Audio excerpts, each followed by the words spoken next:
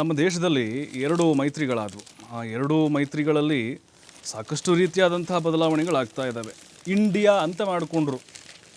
ಆಮೇಲೆ NDA ಬಿಡಿ, NDA ಇದು BJP ಮತ್ತು ಮಿತ್ರ ಪಕ್ಷಗಳದ್ದಿದೆ. ಇಂಡಿಯಾ ಅಂತ ಬಂತು.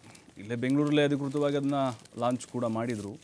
ಸ್ಟಾರ್ಟಿಂಗಲ್ಲಿ ಹೇಗಿತ್ತು ಅಂತ ಹೇಳಿದ್ರೆ ಇಂಡಿಯಾ ನಮ್ಗೆ ಅದು ನೋಡಿದ್ರೆ ಒಂದು ಒಕ್ಕೂಟ ವ್ಯವಸ್ಥೆ ನೋಡ್ದಂಗೆ ಆಗ್ತಾಯಿತ್ತು. ಎಲ್ಲ ನಾಯಕರು, ಖರ್ಗೆ ಸಾಹೇಬರು ಆಗಿರ್ಬೋದು, ಮಮತಾ ಬ್ಯಾನರ್ಜಿ, ಕೇಜ್ರಿವಾಲು, ಅಖಿಲೇಶು, ಎಲ್ಲ ನಾಯಕರು, ಎಲ್ಲ ಸ್ಥಳೀಯ ಪ್ರಾದೇಶಿಕ ಪಕ್ಷಗಳೆಲ್ಲ ಒಗ್ಗಟ್ಟಾಗ್ಬಿಟ್ರು. ಏನೋ ಮ್ಯಾಜಿಕ್ ಮಾಡ್ತಾರೆ ಅಂತ ಎಲ್ಲರೂ ಅಂದ್ಕೊಂಡಿದ್ರು.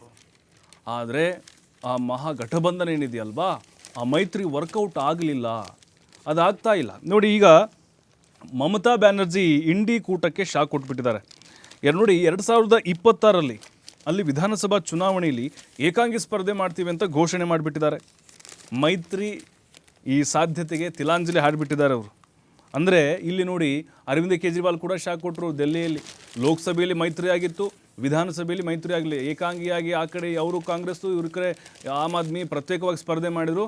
ಅದರ ಎಫೆಕ್ಟ್ ಏನಾಯಿತು, ಅಲ್ಲಿ ಧೂಳಿಪಟ ಆಗಿಬಿಡ್ತು. ಅಂದರೆ ಆ ಒಂದು ಪೊರಕೆನ BJPಯವರು ಗುಡಿಸಿ ಗುಂಡಾಂತರ ಮಾಡಿಬಿಟ್ರು. ಹಾಗಾಗಿನೇ ಇಂಡಿಯಾ ಒಕ್ಕೂಟದಲ್ಲಿ ಈಗ ಮಹಾಬಿರುಕು ಮತ್ತೆ ಕಾಣಿಸಿಕೊಂಡಿದೆ. ನಮಗನ್ನಿಸ್ತಾ ಇದೆ ಮುಂದೆ ಬರುವಂಥ ವಿಧಾನಸಭಾ ಚುನಾವಣೆಗಳಲ್ಲಿ ಈ ಮೈತ್ರಿ ಉಳಿಯೋದಿಲ್ಲ ಅಂತೇಳಿ. ಕಾಂಗ್ರೆಸ್ ಸಪ್ರೇಟಾಗಿ ಮತ್ತು ಉಳಿದಂಥ ಪ್ರಾದೇಶಿಕ ಪಕ್ಷಗಳು ಪ್ರತ್ಯೇಕವಾಗಿಯೇ ಸ್ಪರ್ಧೆ ಮಾಡ್ಕೊಂಡು ಹೋಗ್ತವೆ. ಬಟ್ ಲೋಕಸಭೆ ಚುನಾವಣೆ ಬಂದಾಗ ಮತ್ತೆ ಮೋದಿ ವಿರುದ್ಧ ಮತ್ತೆ ಎಲ್ಲವೂ ಕೂಡ ಒಟ್ಟಾಗ್ತವೆ. ಅಲ್ಲೂ ಕೂಡ ಯಾವುದೇ ರೀತಿಯಂಥ ಹೋರಾಟವನ್ನು ಮಾಡದೆ ಮತ್ತೆ ವಿಫಲತೆಯನ್ನು ಕಾಣ್ಕೊಂಡು ಬರ್ತಾ ಇದ್ದಾವೆ ಅಲ್ವಾ ಜೀವನ್? ಖಂಡಿತ ಅಲ್ವಾ? ಇನ್ನೊಂದೇನಂತಂದ್ರೆ ದೆಹಲಿ ವಿಧಾನಸಭೆ ಚುನಾವಣೆಯಲ್ಲಿ ಕೇಜ್ರಿವಾಲ್ಗೆ ಹಿನ್ನಡೆಯಾಗಿದ್ದು ಇದೇ ಕಾರಣ, ಮೈತ್ರಿಗೆ ಕಾರಣ ಅಂತ ಅನ್ಸುತ್ತೆ.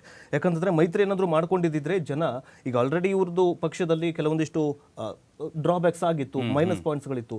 ಇವರೇನಾದರೂ ಈ ಒಂದು ಸರ್ತಿ ಏನಾದರೂ ಇವರು ಮೈತ್ರಿ ಮಾಡ್ಕೊಂಡಿದ್ದಿದ್ರೆ ಸೊ ಎಲ್ಲೋ ಒಂದು ಕಡೆ ಅವರು ಈಗೇನು ಸೀಟ್ ತಗೊಂಡಿದಾರಲ್ಲ, ಅಟ್ಲೀಸ್ಟ್ ಒಂದು ಸ್ವಲ್ಪನಾದರೂ ಹೆಚ್ಚು ಸೀಟ್ಗಳು, ಒಂದೆರಡು ಸೀಟ್ ಆದರೂ ಹೆಚ್ಚು ಬರ್ತಾ ಇತ್ತು. ಖಂಡಿತ. ಎಸ್ ಜೀವನ್.